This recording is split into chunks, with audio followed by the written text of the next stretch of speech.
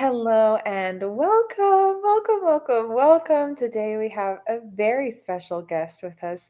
Might be the most special guest we've ever had, and I know I say that every single episode, but this time it's really, really true. We have the beautiful Ida with us. Thank you for being here with us, Ida. This is going to be a lovely conversation, and we're talking about something that I know is near and dear to both of our hearts, and it's being framed in the perspective of something kind of interesting, but in essence and inherently, we're speaking about alchemizing to your most empowered state and what that process actually looks like, and what we are personally experiencing and exploring in that through our healing journeys through the lens of how to handle bullying. And so this is something we've sort of been talking a lot about, but I would love for you to just say hello, introduce yourself in your own words, by framing it into the conversation of like what we're actually talking about today, and just whatever is on your heart space in the most genuine way. Yes. Well, thank you for having me, first of all. My name is Ida. I live in Sweden, and I came in contact with Karina during January, right after New Year. And ever since, we have established such a beautiful bond, and I have learned so much from her. So thank you for that. And this topic came, well, we had a late night conversation. It was very late for me, early morning, I'd say.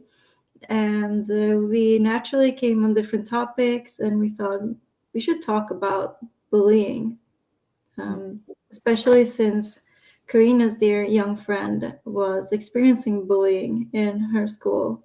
And we started talking a little bit about how we saw the perspective of bullying and adult bullies and our own bullies in our minds and in our heads and all that. So it became actually a heartfelt conversation to have, I think, for both of us. Yeah, absolutely. And I love what you said about the bully in the mind, and that's definitely something we want to talk about. And then you with these tiny coffee cups making me want coffee so bad. Like, Look at this kitty. espresso, dammi. Looks so beautiful. Oh, okay. Back to center. Back to center. Back to center. Oh my goodness. Yeah, the topic of bullying is interesting, and I definitely want to hear how you've personally experienced that. Um, Mhm. and we can kind of frame it in the context of that conversation I had with the young girl, because it inspired this conversation, and it felt really congruent and beautiful to have that dialogue with her in that moment, because we were on the No Way Jose call, and then she comes in the house. It's the granddaughter's friend of someone that I've been spending a lot of time with.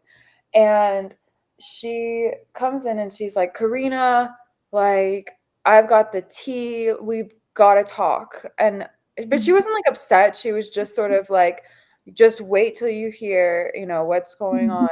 And I was like, "Okay, yeah, no worries." And she went off and played. And then after the call ended, she came back and she was like, "So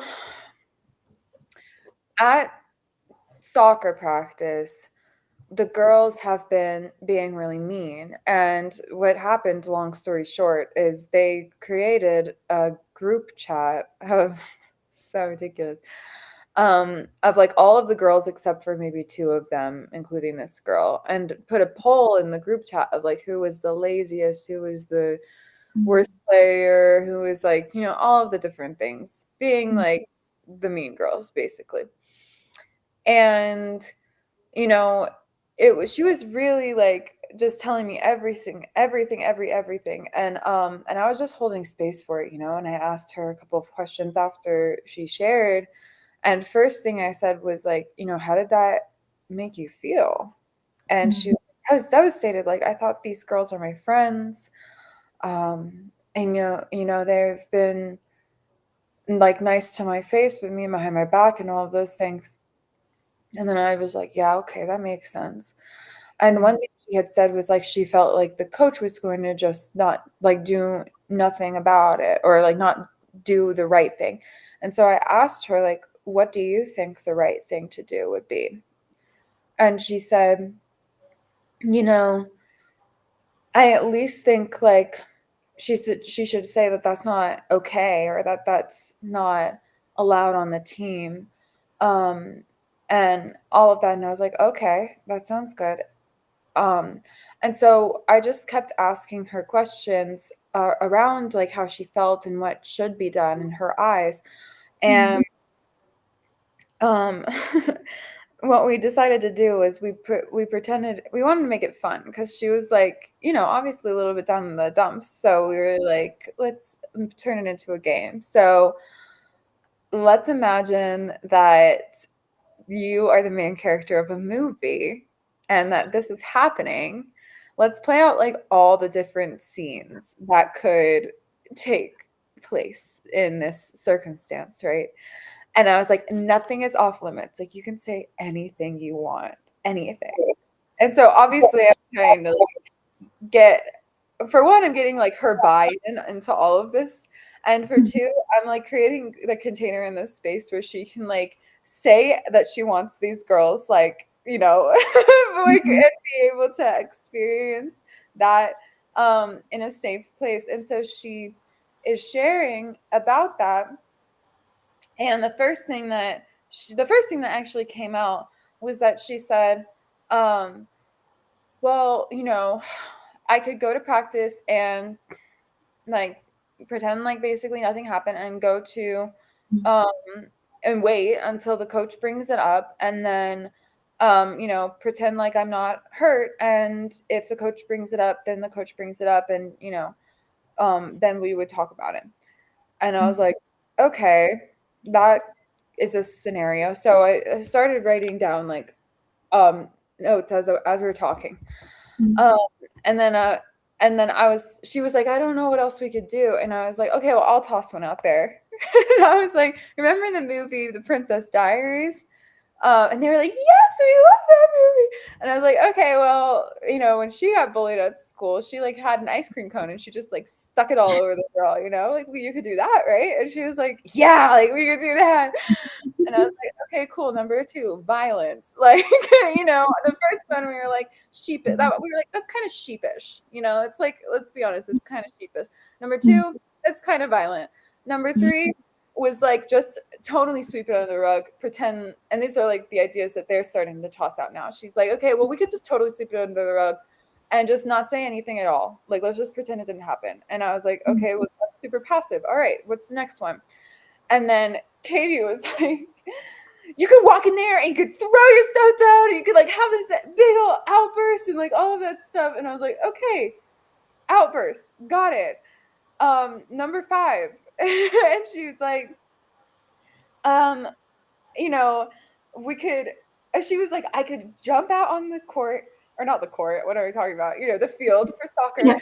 And I do like, whatever, a back handspring or what, kick the ball and get it right in the goal. And then I'd be like, was that lazy? And I was like, okay, catty, I love it. Next. And also like seeking approval, because it's like you're being catty, but like you're like, okay, was that lazy? Like you still want them to answer for you. Yeah. And the next one was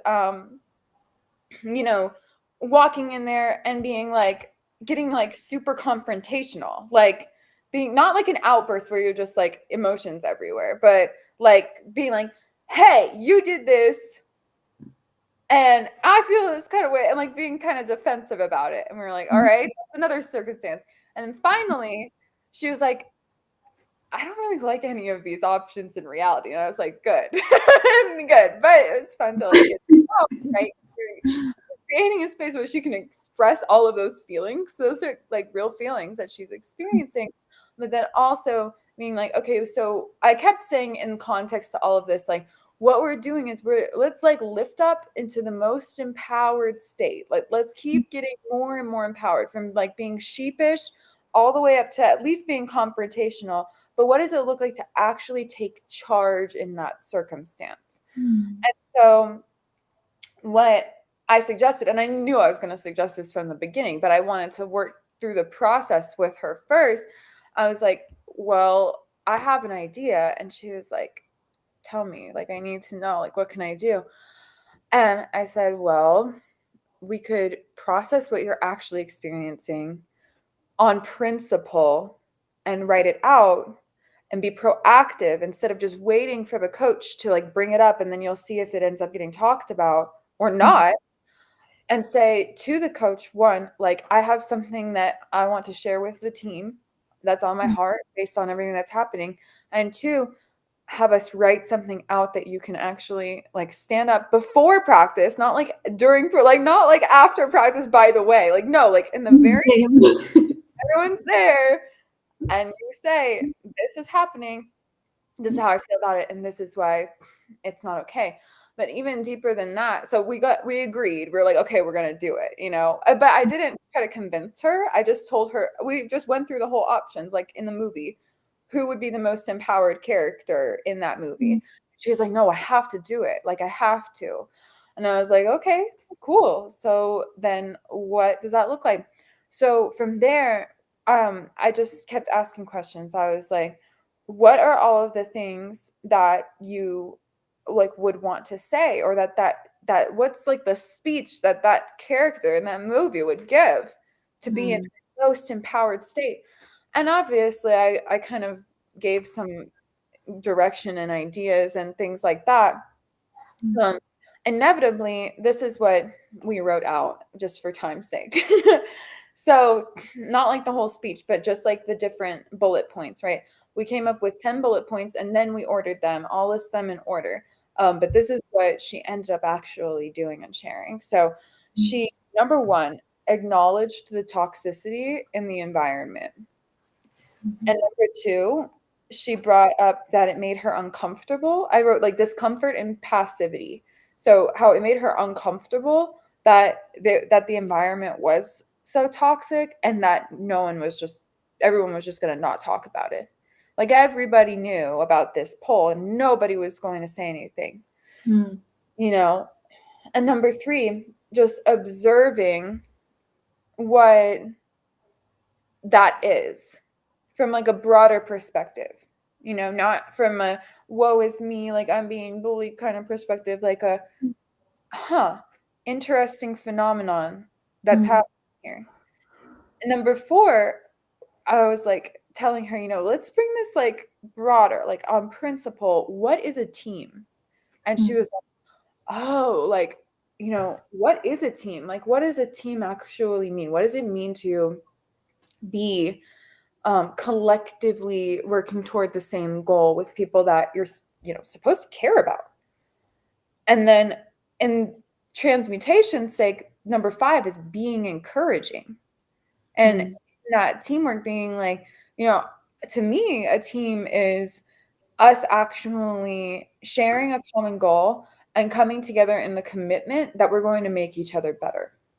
mm, And the number six would be like acknowledging that criticizing and treating someone like they're lesser is not teamwork, which happens a lot actually. Because we, even when we care about people, just like a side note, we want to see them improve. And so we're like, you're not being this, you're not being that. If you were that, then you would be like this. And it's like, okay, it's not actually uplifting no, me. but testing their limits in a way. Yeah, which it's necessary to push people, but at what Mm, cost yeah, sometimes, you know? And so mm, that's interesting. And that's one of the things. It's like if you're criticizing me, even if you care about me, and treating me like I'm lesser, number seven, you must be really insecure in yourself because that's the only reality of that scenario. And so, not pointing the finger and saying, like, I know that you all are also insecure and that's why you told me I'm lazy. No, just mm, like in the high road, being like, I know that if a person is criticizing another person, it means that they are really insecure within themselves. yes. And then transmuting that again, number eight, everyone's valuable. I I also used it as opportunity to talk about assets and liabilities. And so I told her, like everyone's an asset. Like everyone has something that they can contribute collectively, Mhm. right? And individually. And so bringing that into the reality that when we confront our insecurities, we're able to see like everybody is an asset. And Mhm. that's number nine, like the togetherness aspect. Like, let's come together as a team. If we're supposed to be a team, let's be a team and find safety and create and co-create safety in what we love. And so that was the process of how we walked through that together. And I just saw her yesterday. And she shared with me, she was like, I did it. Mhm. I did it. At the beginning of practice, I stood up, I spoke to all of them, and I told them how I felt. And, Mhm. almost every single one of them responded really powerfully. One of them still had an attitude, she said, but she was like, but I didn't even care because I knew that that had to do with her and not me. And I Mhm. knew it didn't have to do with the fact that they think I'm lazy. And I know that them thinking I'm lazy doesn't have anything to do with my actual abilities. And she was just going on and on. And I was like, wow. And one of the conversations we had, and that's where I want to sort of shift this after the story, into more us like, getting into it, Mhm. was just her saying and acknowledging that like she was so glad that she knew she could come home, that she could talk to me. Mhm. She was like, the whole time I knew that I was gonna go home or come over and tell Karina what was happening and talk to her about it. And I felt, well, I'll get into how what came up to me through that. But one of the things I realized, and I shared that with her, was like, if we didn't have this conversation, like she could have had the word lazy in her mind for like the next 30 years. That's crazy. Like the power of one thought, you Mhm. know? Yeah. Yeah. Absolutely. Mm, That is also for her situation. The good thing in her situation is that the people she spoke to had their own opinion. They were not forming their opinion based on another person in that group.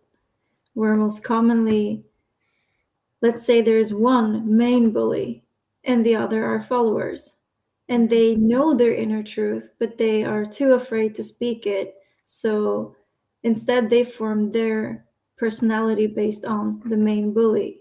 So for her situation, I'm so happy that she had at least a few of the people responding with a positive, um, yeah, a positive response. Whereas, would it be a completely different scenario?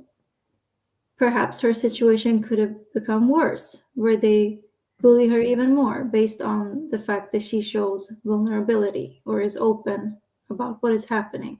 yeah. So that's the difficult thing with bullying is you don't know what the outcome is based on how you confront them. It is Mm, always a game. It's a game of chance, really. mhm, If it's going to backlash and become a way worse type of bullying, or mhm. if they actually come to their senses and see that their behavior is inappropriate. Absolutely, that's so true. And that was one of the things we talked about too. And that's why it's not just about confronting, it's about literally alchemizing into the most empowered state, because by the time we were at the end of that conversation, it didn't matter at all to her what their response was. Mm, And that's where it's like actually the empowerment piece, mm, because otherwise, you're absolutely right, and we talked about that too. We, like, played out the scenario of the movie, like, what could mm, happen. And you're right. There are definitely, and I have actual personal anecdotal experience of that, like, the more that I stood up, the worse it got. mm, Um, and my situation was a little bit different. We could get into that too if we want to. I mean, it was interesting, to work through that with her. And I was so proud of her because it was so clear that she had gone from being like, how could they think I'm lazy? Like, I work so hard, like, Mm. all of the like trying to like make sense of it into being like, oh, I know this doesn't have to do with me. And that was super powerful because it went from like she had in the beginning was still like going back and forth about that in her mind. I was like, it's not going to make sense Mm. Yeah, because it doesn't have to do with you. exactly. I was like, they could flip the script and say you were a tryhard, Mm. like doing all of the things. It doesn't Yeah. matter. Like that is not about your actual performance. Mm. It's about something else underlying here. Mhm. And then I was so proud of them both too because they were like, and we were holding compassionate space, like, okay, what's going on in their lives that's making it okay to treat people like that? Mm. And that's when they were starting like, I wonder how their home life is like. Oh, I wonder what their brother and sister treat them like. Oh, I wonder what the bully in their mind is like. Mm. Yeah. And I was like, now we're getting somewhere. Now we're getting somewhere. Now we're getting somewhere. And for me, it was like after that conversation and during too, it was interesting because the bully in my mind had been pretty active this day. And Mm. it's been kind of active. And it's Mm. interesting because the bully in my mind is like, you know, um, be better, like like you're not showing up properly, like you're not doing like I have very high standards for myself and I Mm. see how I can't like I have this like self-image of myself that I think is like important to like have a trajectory. But if Mm. they're bullying, like because I'm not fully there, like that's not healthy. And I'm aware of that. Yeah. And it's like this need to do or like be or show or prove type of thing. And it's interesting because the actuality of that is just like being myself, Mm. which is like free of all of those things and criticisms, and I'm aware of it. So it's interesting.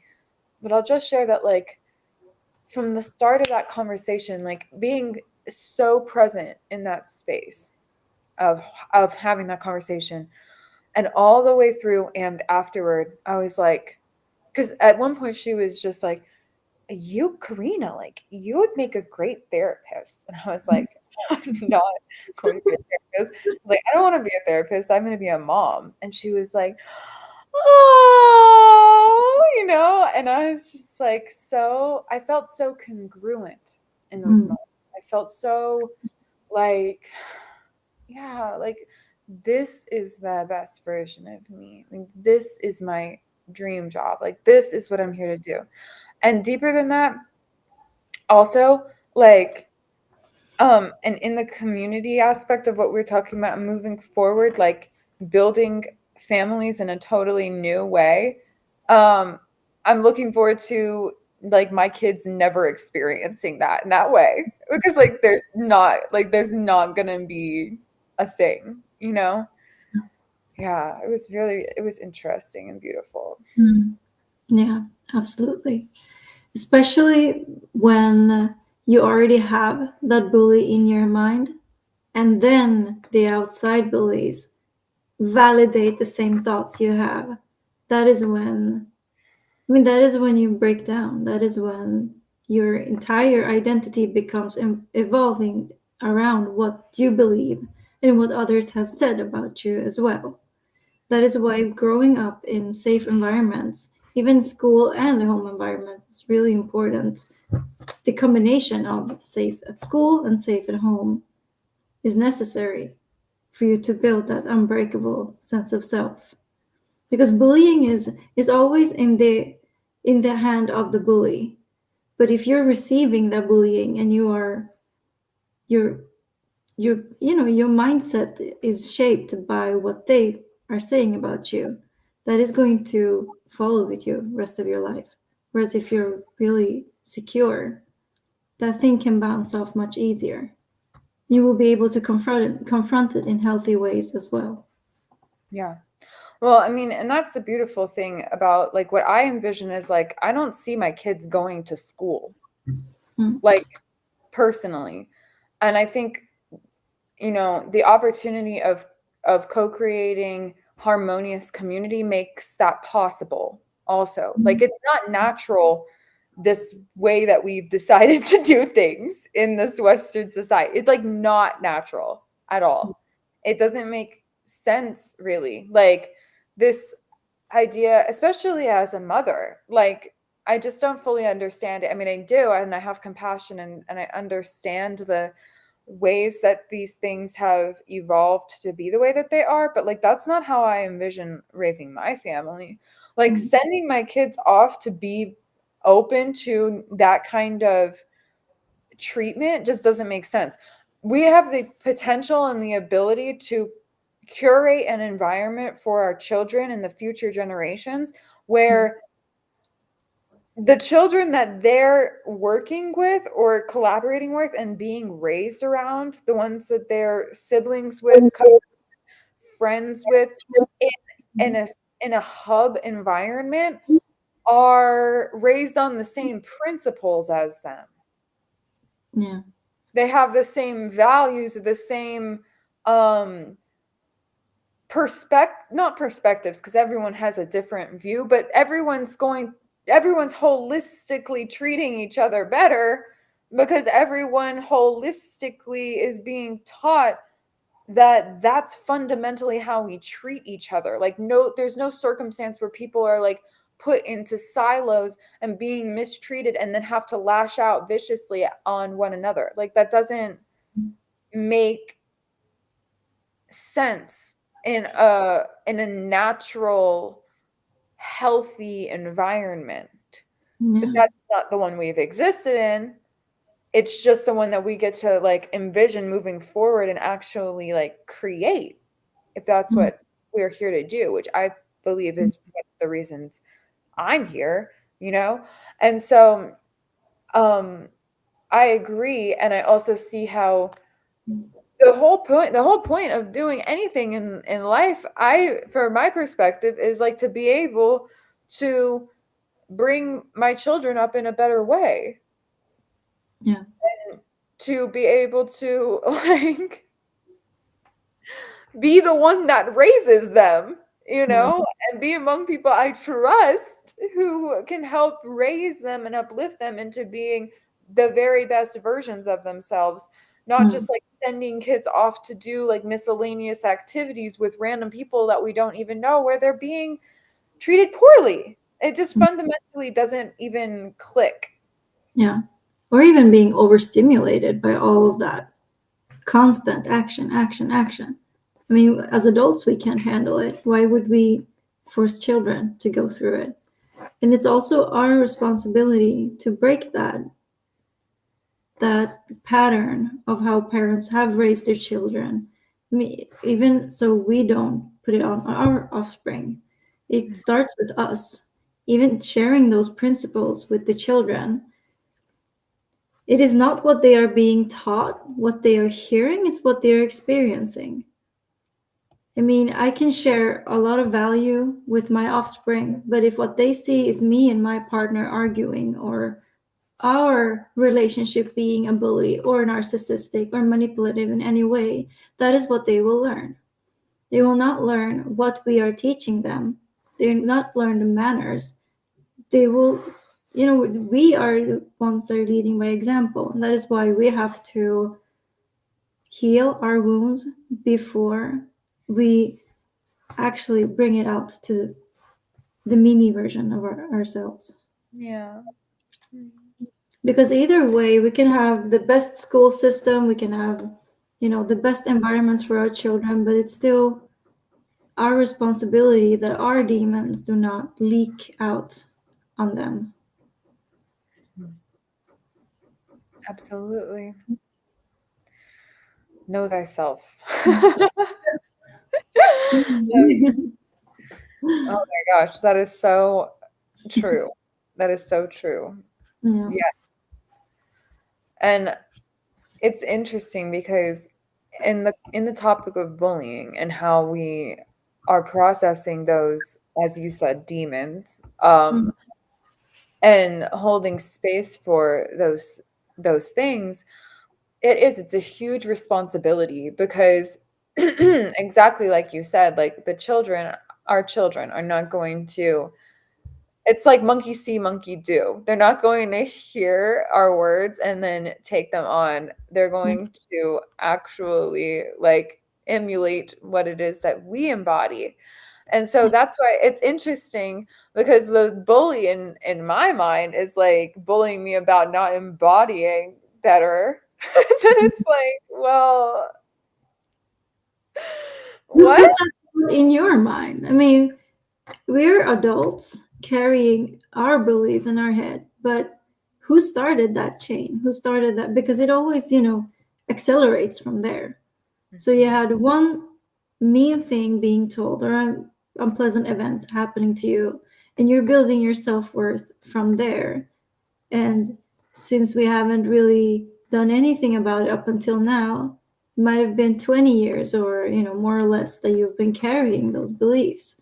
So going back to where did it start? What caused it?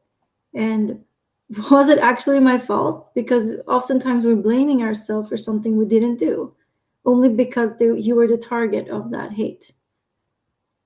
Absolutely. That's why I was so like in gratitude that this young girl is like not going to experience 30 years of that, because just because of the simple holding space and conversation. And that was one thing I was also like was observing was like how much the distractions really cause adults to miss Mm, what's really happening yeah, in their children's lives. yeah, And it's not a judgment, it's just an observation and an awareness because it creates the opportunity for us to show up differently as well. Like being able to realize like if I'm so fixated and focused on um what I'm like doing, then I'm missing the fact that like my kid's being bullied, like my kid's like watching some crap garbage, you know what I mean? And like doesn't even like boom, like right over the head. Like that's just yeah, another activity thing. I gotta do this, do that, do this, do this. Did you do that? Did you do that? And then like call it a day. Just gotta get through the week. And it's like, mm, no, like yeah, what has happened here? But also like empowerment because it's like I know where I'm going. Like I mm, know the direction that we're going to take it. And you're right. I think that there's a huge responsibility in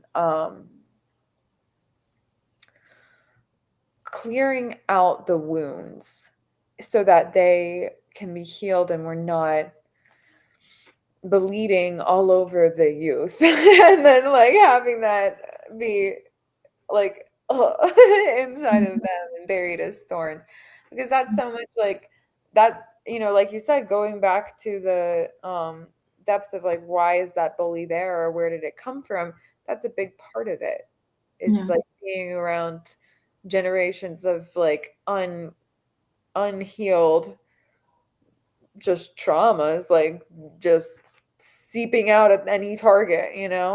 yeah. um yeah, it's Because if very you're the parent, the unhealed parent, and you have your child expressing to you what is happening, chances are you will be seeing it through your own lens and what you went through in your Mhm. own bullying experience.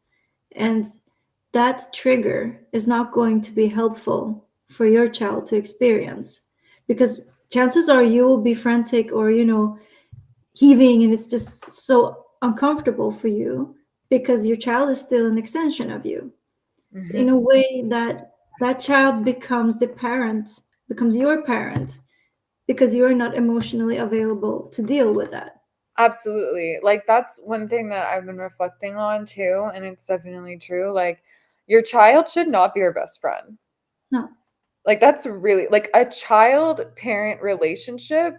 should actually not be reciprocal until they maybe get older. Mm, But like you, it this happens a lot with single mothers as well. Like mm, it's a very interesting phenomenon, but like your kid is not your husband. Like your kid is not your friend. Like your child is your child. Like you're there to pour into them, not have it be this like weird thing where then like they need to be your emotional support too. And it mm, happens a lot, and I think it makes like it's understandable, but it's not healthy. Um and that's one of the things that perpetuates that bullying in essence, because the foundation is not solid. It's like mm, it's shaky and a little bit even volatile, because it creates an environment where you don't really know what's mom going to be like today, or what's dad going to be like today. mm, Because like 5 minutes ago we were laughing and everything was cool, and then like suddenly I didn't, do this one thing, and it's like like explosion. mm, I'm not saying don't have fun, like, obviously, have tons of fun and play and everything, and I'm not an expert or anything like that. I'm grateful that as I am showing up and embodying my fullest and being myself, that I'm coming more into clarity and, um, alignment with my truth of that my greatest job is to be a mother. Like, that's one of the most important things I can possibly do with my life. And so that's why the healing work right now has been so important. And it's like I'm just pouring all of my energy into that to be mm. able to be a really a clear channel. Hmm. Yeah, exactly. I mean, that is when our adult life bullies in our head, they will seep out, unfortunately. So that is why we want to confront them Hmm. before things get really, before we bleed out on our loved ones. Yeah. Yeah. Yeah. I've definitely learned from that, from those kinds of experiences of not always proudest of some of those moments, but in a reframing and in a healing way, I'm Mm. grateful for the lessons that they taught me, you know? Yeah. We have to create those safe spaces too. Like you said, that one moment, the family, the family system, we're laughing, we're having fun, and the next moment it becomes a bit intimidating.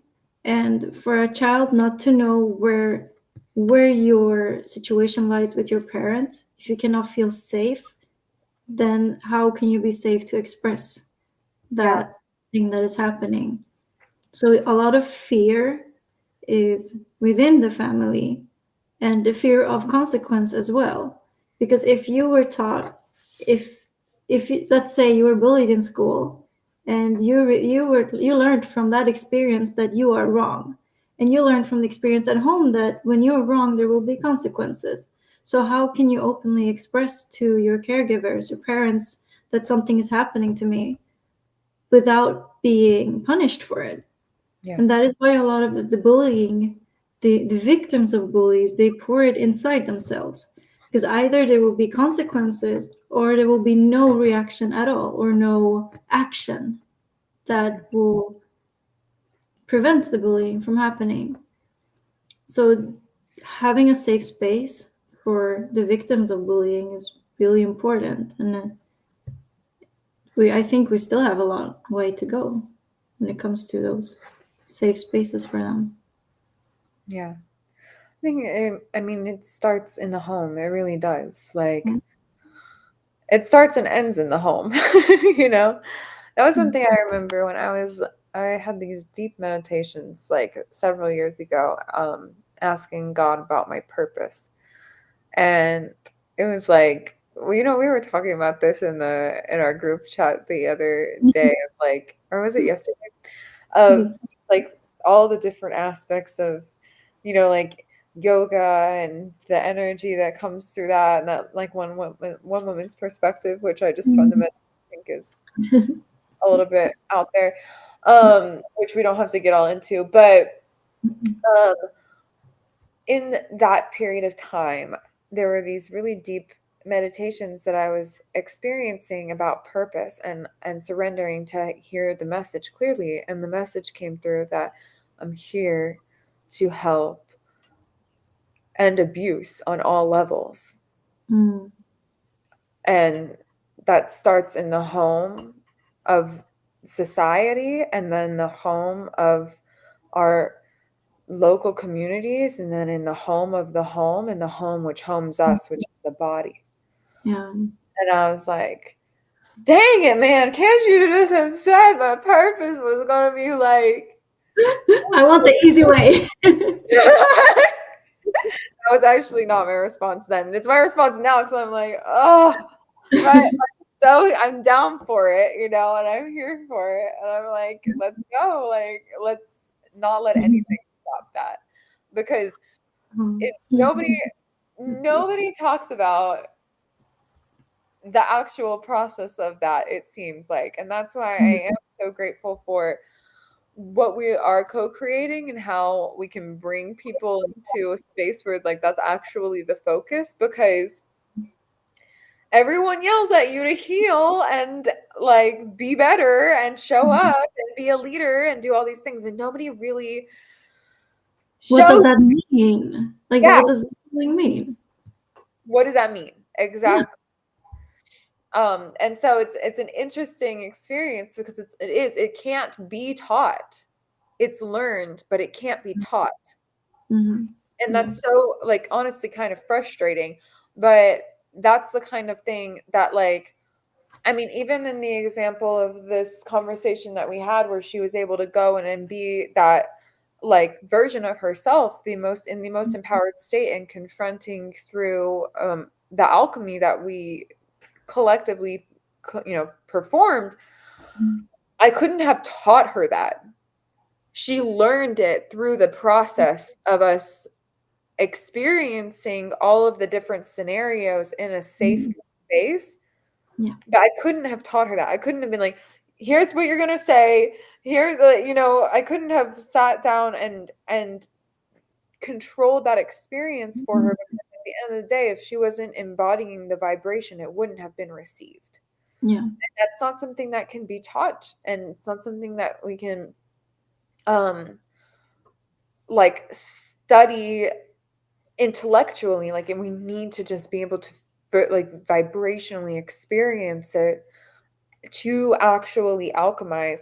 And so it's like interesting because we have an opportunity um to reshape what that looks like in the home. And it's like, yes, I think in some ways, what you said is true. Like, we do have a long way to go. And I also think, why do we have a long way to go? Like, isn't this what we're doing right now, creating that space? Like, even if we're doing it at a micro level, Yeah. who's to say that that's not the most effective way?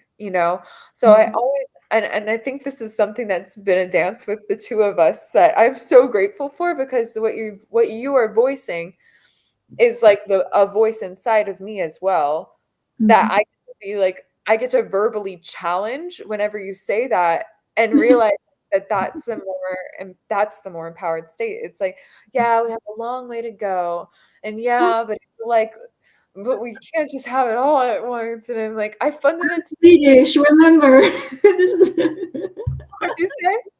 I'm Swedish, don't forget that. What is being oh, that's one of the things you said. Yeah, yeah. I was like, what does that have to do? I was about to do it again. Like, what does being Swedish have to do with anything with that? We're kind Like, of like, but maybe this. I see. Okay, we'll see if that happens. yeah, maybe okay. And I'm like, what is that? Like, yeah, I'm just trying to imagine what I could do like in the Swedish culture. I'm like, what did I bring? How did I say anything about Swedish culture? Like, no, No, but you're like action. This is how things can go to create change. And a limiting part of me is also like, yes, we can follow that. But realistically, maybe in 20 years there will be, a solution, but we can still do this. That's the thing. You have to challenge your beliefs too. Why can't it be tomorrow? I mean, why can't suddenly everything shift and well. Yeah. Who said we have 20 years is the other part of it. And that's Hmm. like one of the, and I'm not saying it in a scary way. I'm just saying it in like, what is that idea? Like that is like, it's like, yeah, we like one day it'll be that way. But it's like, who said one day exists? Like, I'm not trying to intimidate, but I'm just saying, like, I'm not content with that. Yeah. Like, Yeah. and I think that's where my bully starts getting. I'm just like, no, like it has to be now. Like, I'm not gonna be patient about this. Like, it Yes. needs to be right now. And then I'm like meditating and I'm like floating and I'm like, did I do that? Are Is my foot levitating off the floor now? we make it? Make it? Make it? Lights up. Let's go. Come on, take me. Here we go. Nope. All right, let's try again. Like, Okay. You have 20 years. no, like, and then I'm like, I don't know that I have the 20 years. But yeah, so, and that's the thing. It's like I think the more that we can like pull into the belief that like yeah, we're doing it now. Like we're doing it right now. Like that's the only thing that actually exists. Like this whole other like one day thing, not really. Like I think it's great to have a target and like compound and be like, yes, we're going to do this every single day. And then eventually, if I do this every single day, I mean, it's important to do that because then otherwise, what's the point? Like, if we don't have tomorrow, then like, shoot, then like, I don't have to do all of these cardio workouts and I don't have to but that's not the reason we're doing it. Yeah. It's for the every step of the way. Yeah. The commitment to yourself.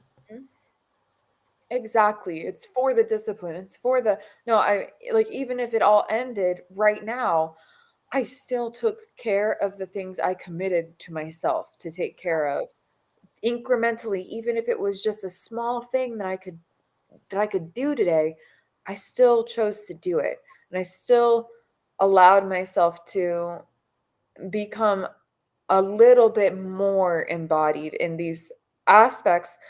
And with that fundamental belief, there's no limitation that we couldn't bungee jump to the next thing. And or a bungee jump's not the best example because it Could you jump down? you're going back up and down. But you understand what I mean. Like why couldn't we quantum leap into the next? Yeah. And so that's why I'm looking forward to reading U Squared with you Yeah. and exploring that as well. Yeah. That will be very insightful. Yeah.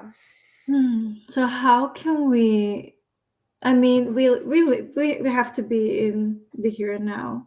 How do we go about facing the challenges of bullying? And let's say the bullying is more to the extreme. I mean, actually physically and psychologically damaging.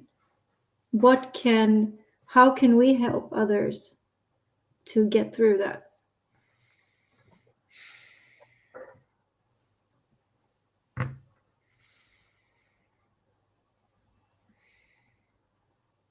It's an interesting question because it's like in the here and now, how can we handle something that's not in the here and now? But I understand fundamentally what you're asking. And, I think the more that we are able to embody on principle spaces where that's fundamentally not okay, Hmm. I think that that's the most immediate here and now thing that we can do because it creates an environment to where we're prepared to where if that is the thing that's happening in the here and now, like, and she came home with a black eye or something and walked in the door right now, that Hmm. I would be prepared to handle that circumstance, which is more dire than the other one, like Yeah. like you had said. And also I think in the here and now, clarity on how we can co-create a different kind of environment for that future that might take 20 years, right? But now being able to open up the space to being like, okay, what does it look like to raise children in an environment where these things are not their lived experience? What does it look like to have a community, like in reality, and not like just these like group chats and stuff like that, which are great. Mm. But I know that's like not the exact direct answer to your question, but that's the best thing I can think of right now, because in the here and now, we're able to focus on moving forward. Yeah. Well, let's frame it with the adult bullies in our life, Mhm. because that would change the situation because we can handle it right away, and we don't have to put it on the child's as a responsible person to deal with it, because we can form our own opinion and our own conclusion to to actually confront the bully. Because as adults, we can have bullies on our workspace. We can have bullies in the families, Yeah. or yeah, internal bullies as well. It's a whole different scenario when you're an adult and having to face these negative beliefs. And then I think as an adult, it's not so much who is saying it, it's the action itself that is hurtful. Mhm. As a child, you're more sensitive to who it is that is breaking your trust. Whereas as an adult, it's the trust has already been broken. It's the fact that the bullying and the mean and harsh words are happening. That is the challenge in itself. Yeah. Do you feel like you have an example in your life where that's something that's prevalent? Well, I mean, for as a personal example, growing up being experiencing bullying in my life made me believe that my words were not valuable to express, which up until very recently meant extreme social anxiety and not being able to talk in front of people or even look people in the eye. Whereas it all started with the belief from early on in my life that whatever I would say, there would be consequences and no one would actually want to hear what I'm saying. But today, that is something that is within me. That is my limiting belief. And if anyone in my surroundings makes me feel that my words are invaluable, I will withdraw instead of actually confronting it or feeling in myself, why do I believe it this way? So, in a way, someone created that pattern within you. And as an adult, it is not, I can't be more disappointed at people I'm already disappointed at. So, I just pour it into myself instead. And that is why the bully grows within you. Mhm. Does that make sense? Yeah. Um, I think the key in that is that nobody actually created that pattern in you. We individually had the mental and physical faculties to create that pattern within ourselves. It might have been Mm, coming from the external. It wasn't necessarily anyone's fault or your fault mm, for having experienced that, but nobody can create a pattern in us. We create the pattern, and there's liberty in that, because whenever we can realize that if we created that pattern, then we can create a different one. Even if it's been 20 years, yeah. we can create a different one. And so recognizing, like, by holding the space for it within our own selves, Mm, okay, I'm experiencing this pattern again, um labeling it, reframing it, and moving forward, I think, is a really big practice that I've been putting into practice. Yeah. Instead of holding all of the like feelings and like about it, and just expressing, like being able to call it what it is. Like you had said, if you know, you can't be more disappointed than with somebody than you already are. So you just pour that disappointment into yourself. It's like, well, and I know on your inner work journey that this is something that you're already confronting. So it's not like this is new. Like the fact that you were able to say that is a testament to like your awareness of it, right? Um, and deeper or in the next level, like recognizing, okay, um, I'll give an example of how like Dr. Fellingham wrote it in her book. It's like, okay, if you're experiencing a negative thought or if you're experiencing the disappointment from external of someone else, right? And then you turn that disappointment on yourself, recognizing that pattern and being like, oh, that's not like me. I usually don't experience disappointment. Mm.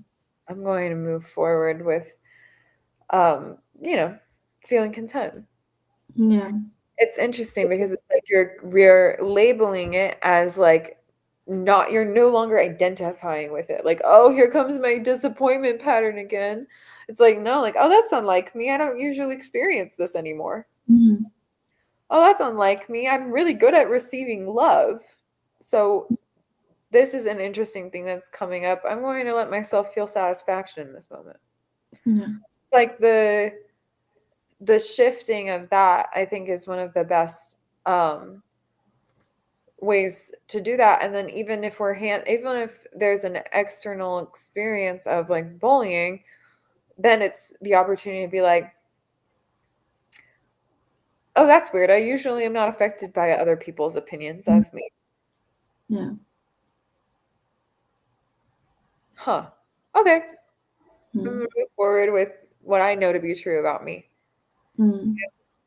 So I think that that's interesting. But you talked about something that I don't want to just like gloss over, like when things are a lot more dire circumstances. Like I've definitely been in circumstances with very hurt individuals who have a lot of pain to volatilely, I don't know if that's a word, in a volatile way, sort of like seep out to the world. And then I put myself in the predicament where I was the target and able to just Mm. like have to take that all the time. Um, but I think that that's the empowerment piece, is like recognizing that that was my choice. It's not like a choice that I was happy to make even at the time. I just was limited by what I thought was realistic in my choices in those moments. And so I went back to something that was familiar, even though it wasn't healthy. And so as adults, like we have a lot more autonomy than we do as children. You don't get to really, excuse me, choose as a child unless you're in an environment where your voice and opinions and choices are really like valued and respected in a way that is that actually can make a difference. You don't really get to choose where you go to school, what even like sports you play and all that kind of stuff. So then if you're being mistreated in those spaces, it's like already, ugh, like I have to be here and now I have to be treated poorly here. But as an adult, we're able to be like, F this, like this is not it, like goodbye. But because we oftentimes grew up in environments where we didn't have those choices, we're limited by the um disbelief in ourselves. And so Mhm. the shift toward believing in ourselves is a daily healing practice that we get to take part in. Yeah. Yeah, exactly. That is when our limitations from younger age hinder us from moving forward as adults, where in reality, there's no one that actually can stop us if we need to change a circumstance. I know some circumstances are more difficult to get out of, but let's say a difficult job situation or being somewhere where it doesn't feel right, you still have the choice. Whereas as a child, you were so dependent on the adults and what they had shaped your days. So yeah, absolutely, being an adult is that is why all the healing comes when you are an adult. This is when you actually get to process it and just dissect everything until you find where that negative belief comes from. Yeah. And then shifting it, labeling it, moving forward Yeah, into exactly. something that actually serves. Yeah, that's beautiful. Mhm. Mm. Yeah.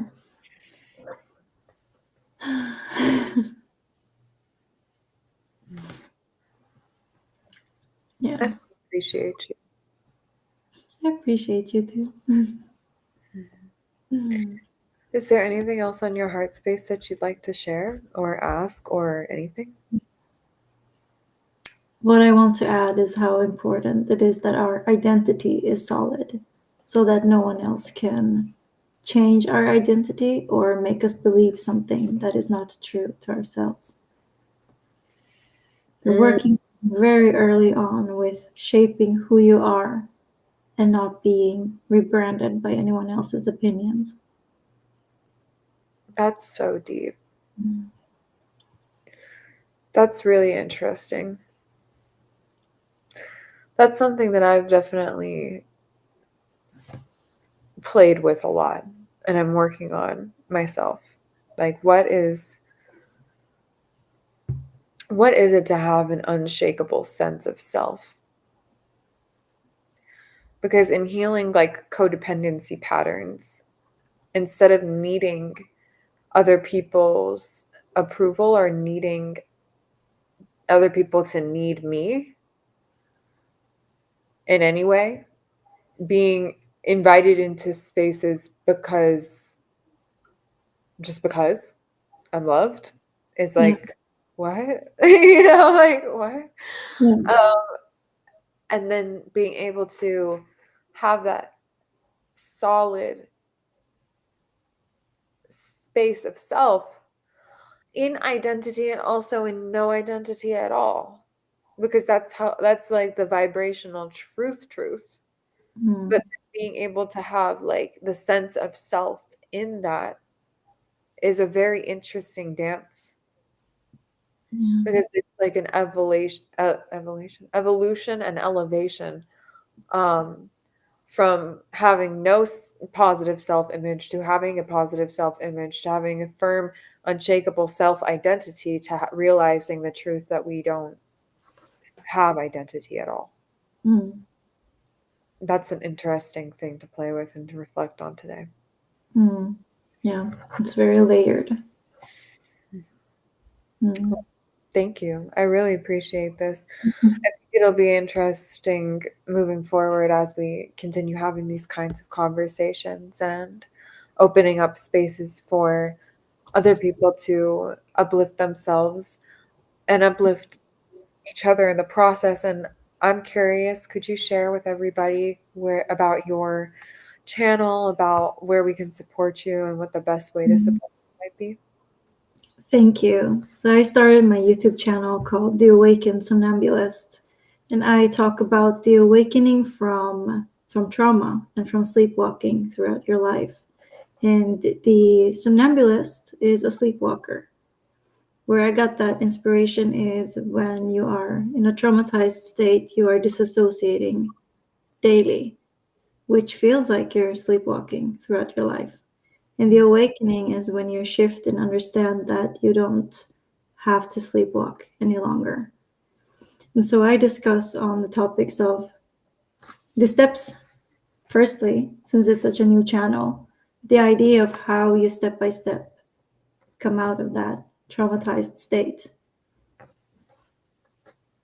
I also have a blog called blog.theawakenedsomnambulist.com. It is an extension to my channel, whereas I write more creatively and freely and add some bullet points or journal prompts in the post so that you can have a more reflective type of understanding of that phase.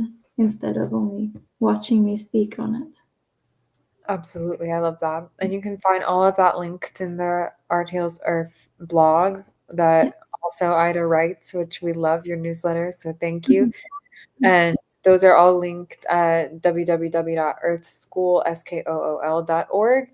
And we can make sure that everyone has access to your channel as well and the description of this video. So that's going to be really cool and awesome. And I appreciate that. And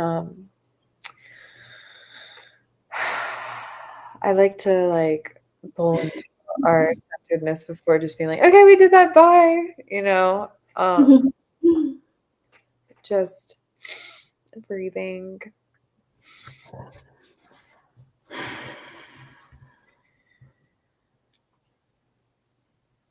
Mhm. I saw something the other day that made me think of that title that you had just shared because I read um, something that brought the realization that trauma is the dream wound. It's like it's not real, but it's in the illusion we experience it, and it's a part of our consciousness, even though it's not here. Yeah. It's Hmm. interesting. Yeah. Absolutely. So pulling into the presence of what is here now.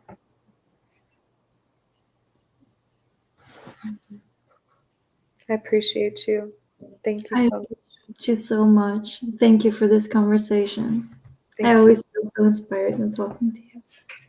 That Thank means you. a lot. Thank you very much.